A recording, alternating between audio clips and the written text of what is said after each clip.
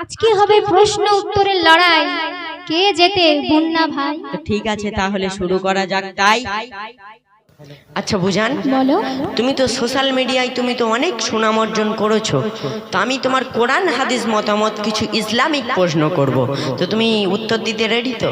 ইনশাআল্লাহ উত্তর দিতে পারবো। আমার তো মন বলছে যে তুমি পারবে না, কারণ আমার প্রশ্নগুলো সব বুলেট বুলেট প্রশ্ন, আর আমি এমন তোমার প্রশ্ন করব তুমি প্রশ্ন শুনে পাগলি হয়ে রাস্তাঘাটে ঘুরবে। আচ্ছা, তুমি তো আমার প্রশ্ন করবে, ইনশাআল্লাহ আমি উত্তর দেওয়ার জন্য তৈরি আছি।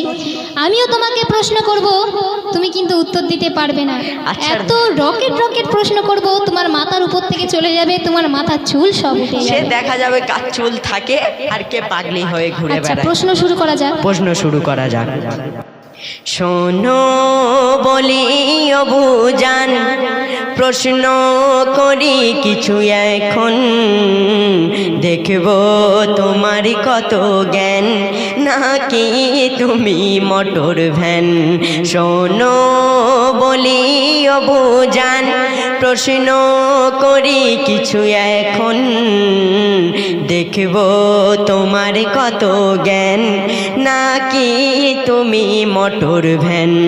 শোনো বলি অবুজান। শোনো বলি ছোট ভাই, শোনো বলি ছোট ভাই, ভেবো না মোর ঘুটের ছাই, তোমার উত্তর দিতে লাগবে 1 মিনিট সময়। শোনে রে বলি ছোট ভাই, শোনে রে বলি ছোট ভাই। আচ্ছা, তুমি বলছো যে আমার উত্তর দিতে তোমার 1 মিনিট টাইম লাগবে, তাই তো? তো আমি তোমার সর্বপ্রথম প্রশ্ন করছি, তুমি তৈরি? হ্যাঁ তৈরি, বলো। ঠিক আছে, দেখা যাবে তুমি কিরকম আরে পারো। তুমি প্রশ্নটা আগে করো তো। আচ্ছা, আমি প্রশ্ন করছি, তুমি যেন আবার ওই পাগলি মাগলি হয়ে যেও না। বলছি, তুমি শোনো। বলো। হাদিস কোরআন হতে দেবে তাহারও প্রমাণ, কেন বলো সাদা হলো মরণেরই কাফন।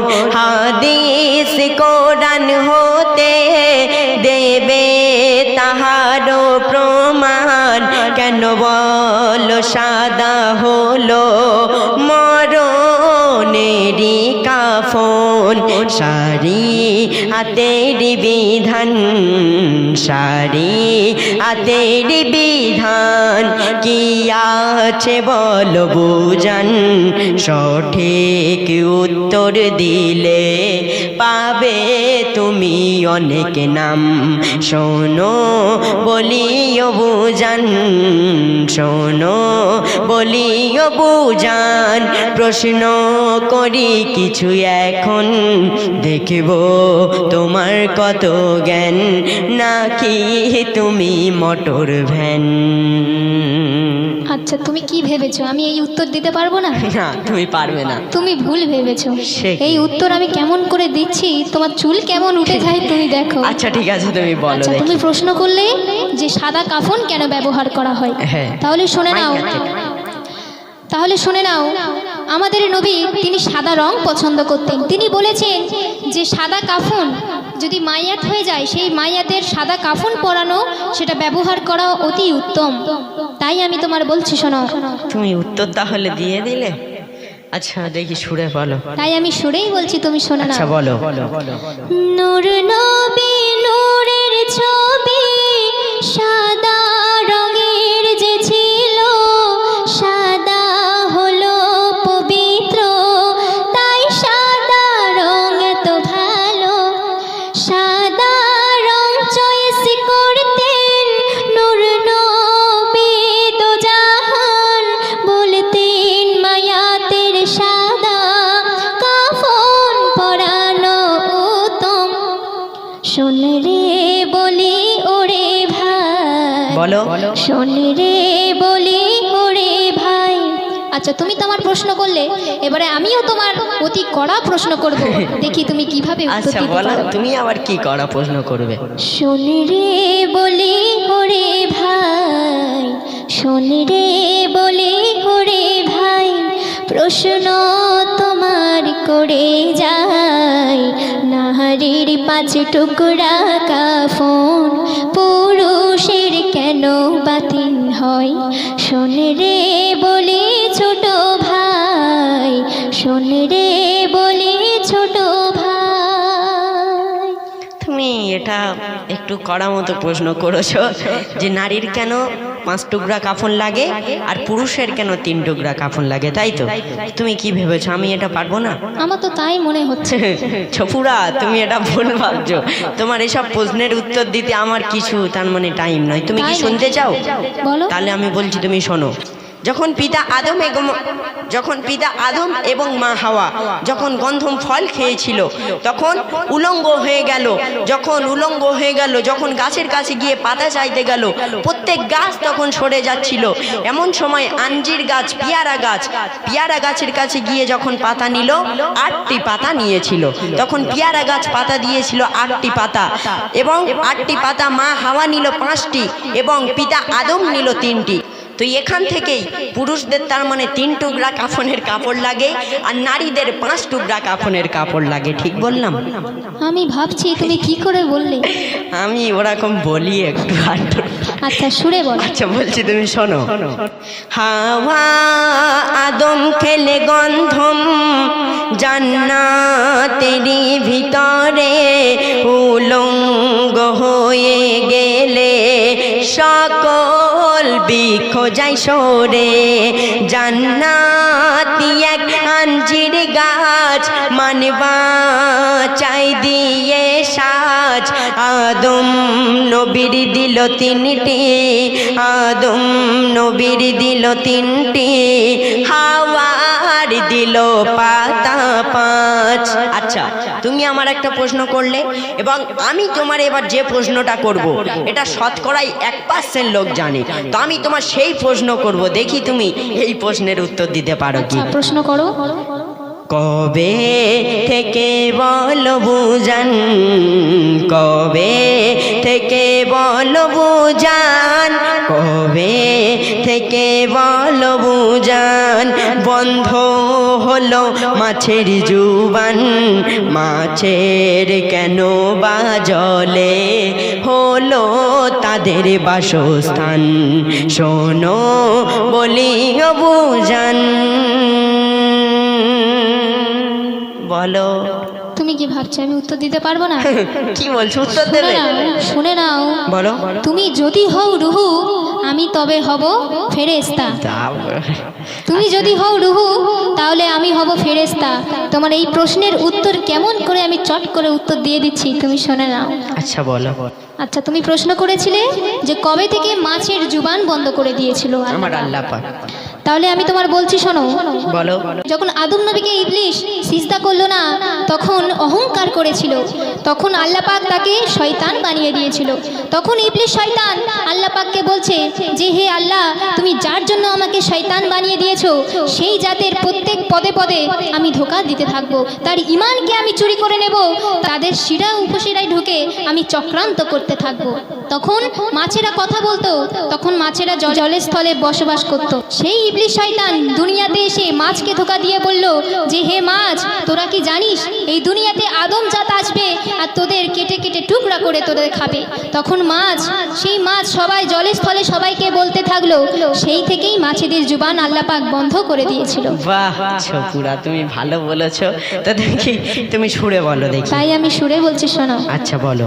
খোদার হুকুম না মেনে ইবলিস হয়ে গেল শয়তান, জলে স্থলে মাছে বাস করে তো যে তখন শয়তান বলে আসিছে মানব তোমাদের কেটে খাবে, মৎস্য সবার শোনালে জুবান বন্ধ করে দেয় রবে, বলো খোদার জানাতে। এবারে আমার প্রশ্ন হবে এত কড়া, তুমি হয়ে যেতে পারো ন্যাড়া, বুঝলে ভোলা? সে কি? তো তাই ঠিক আমি আছে, প্রশ্ন দেখি। করছি, তুমি শুনে নাও, সুরে বলো। ভালোভাবে শুনে নাও। আচ্ছা বলো। বলো খোদার জানাতে, বলো খোদার জানাতে, আমার নবী যে নবীজির সাথে কোন রমণীকে বিয়ে করবেন নবী দয়াময়? শোন রে বলি ছোট ভাই, শোন রে বলি ছোট ভাই। তো এবার তুমি এতক্ষণ পর একটা তুমি কোড়া প্রশ্ন করলে, এবার আমি হয়তো নেড়ামেড়া হতে পারি। তো কিন্তু আমার কাছে এসব কোনো ব্যাপার নয়, বুঝলে? তাই নাকি? তুমি কি প্রশ্ন করলে যে নবীজির জান্নাতে কোন কোন নারীর সাথে বিবাহ হবে, তাই তো? এটা একটু কড়া প্রশ্ন, তবু আমি বলছি, তুমি শোনো ঠিক হচ্ছে কি। আচ্ছা, অত অজুহাত না দেখিয়ে তুমি আগে প্রশ্নের জবাব খাদিজার দাও। তো দয়ার নবীজি যখন মা খাদিজার ইন্তেকালের আগে দয়ার নবীজি মা খাদিজার কাছে গিয়ে বলছে যে খাদিজা, তুমি তো ইন্তেকাল করবে, তাহলে তুমি শুনে রাখো জান্নাতে তোমার 3টি সতীনের সাথে তোমার দেখা হবে। তখন মা খাদিজা বলছে, ইয়া রাসূলুল্লাহ, ইয়া হাবিবাল্লাহ, কারা সেই 3টি সতীন? তখন দয়ার নবীজি বলছে যে মা আসিয়া এবং মা মরিয়াম এবং মুসা নবীজির বোন কুলসুম, তাদের সাথেই আমার জান্নাতে বিবাহ হবে। আর তোমার 3টি সতীন জান্নাতে আছে, তুমি দেখা করবে। আমি কি ঠিক বললাম? মাশাআল্লাহ। তো কেন বিবাহ হবে সেটাই আবার আমি ডিটেলস বলছি, তুমি শোনো। বলো। শোনো। মা আসিয়া মরিয়াম মুসা নবীর বোন কুলসুম দিনের তরে অকাতরে অত্যাচার সয়ে নির্মম, তাদের সাথে জান্নাতে নবীজির হবে বিয়ে। খাদিজার ইন্তেকালের আগে বলেন নবী গিয়ে। আচ্ছা, তুমি আমার প্রশ্ন করলে একটা করা মতো, আমি উত্তর দিয়ে দিলাম। এবার তুমি যদি হও ইট, তুমি যদি হও ইট, আমি হব পাথর। তাই নাকি? তুমি যদি হও ইট, আমি হব পাথর, ফেরেশতা। এবার আমার প্রশ্ন বহুত হবে কঠোর, তুমি শোনো বলছি। আচ্ছা, বলো। এবার বলো গো বুজান, এবার বলো গো বুজান, এবার বলো গো বুজান, কোন নারীর এত সম্মান? স্বয়ং কাবা উঠে এসে জানাই স্বাগতম, শোনো বলি গো বুজান। আচ্ছা, এই প্রশ্নটা তোমার কাছে এত কড়া মনে হলো? এত ভাব নিও না, বলো দেখি। এ তো আমার এক চুটকির খেল। সে কি? বুঝলে ভোলা, এ তো এক চুটকির খেলা। আচ্ছা দেখি, বলো, সুরে তাই এই বলো। প্রশ্নের উত্তর আমি কিভাবে দিচ্ছি তুমি শোনো না। আচ্ছা বলো। তো মা রাবেয়া বসরি আল্লাহর প্রেমে এত দিওয়ানি হয়েছিল যে আল্লাহর ইবাদত ছাড়া আর কিছুই বুঝতো না। তিনি এক সময় হজ করতে যাচ্ছেন, তো হজ করতে যাওয়ার মাঝপথে তানার গাধাটি তখন মারা গেল। তখন রাবেয়া বসরি অঝর নয়নে কাঁদছেন, তিনি আল্লাহর কাছে ফরিয়াদ করছেন যে এবারে আমি কিভাবে হজ করতে যাব এই দুর্বল শরীর নিয়ে। তখন আল্লাহ পাক জিবরিল আমিনকে হুকুম করলেন যে ও জিবরিল আমিন, তুমি কাবা শরীফকে নিয়ে আমার রাবেয়ার কাছে তুলে নিয়ে যাও। সুবহানাল্লাহ, তুমি ভালো দিয়েছো তো। দেখো, তাই এই প্রশ্নের আমি সুরের মাধ্যমে কিভাবে উত্তর দিচ্ছি আচ্ছা তুমি দেখি, শোনো। বলো। খোদার প্রেমী এত দামি ছিল রাবেয়া বসরি, হজ করতে গেলে দুর্বল গাধা পথে যাই মরি। চোখের পানি তখনই, চোখের পানি তখনই ফেলে শুধু কেঁদে যাই। খোদার হুকুমে জিবরিল কাবা তুলে আনে সে ঠাই। এবারে তোমার শেষ প্রশ্ন, দেখি তুমি কিভাবে উত্তর দিতে আচ্ছা পারো। দেখি, বলো। দেখবো তোমার এই চিটকেনা মাথায় কি আছে। আচ্ছা দেখি, বলো।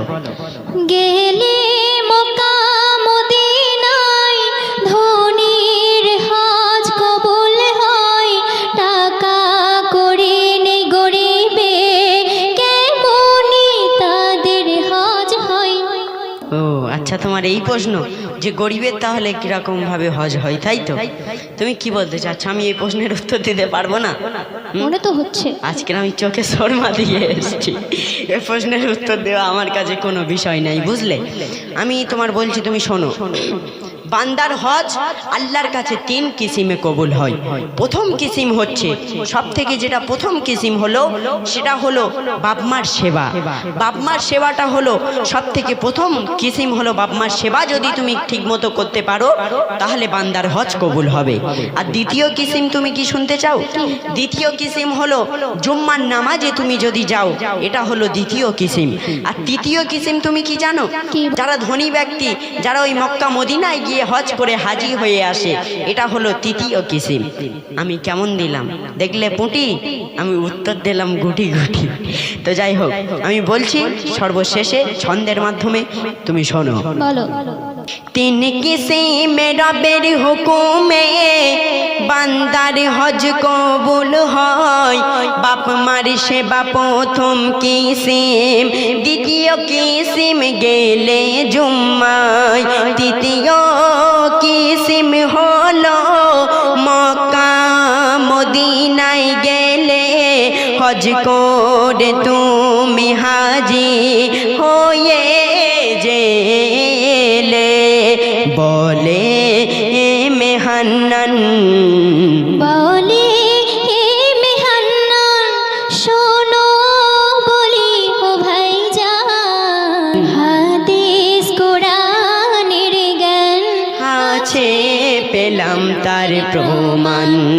শোনো বলি ছোট ভাই, শোনো বলি ও বুজান, ভেবো না মোর, ভেবো না মোর ঘুটের ছাই। প্রশ্ন করি কিছু এখন, তোমার উত্তর দিতে দেখব তোমার কত জ্ঞান। লাগবে 1 মিনিট সময়, নাকি তুমি মোটর ভ্যান? শোনো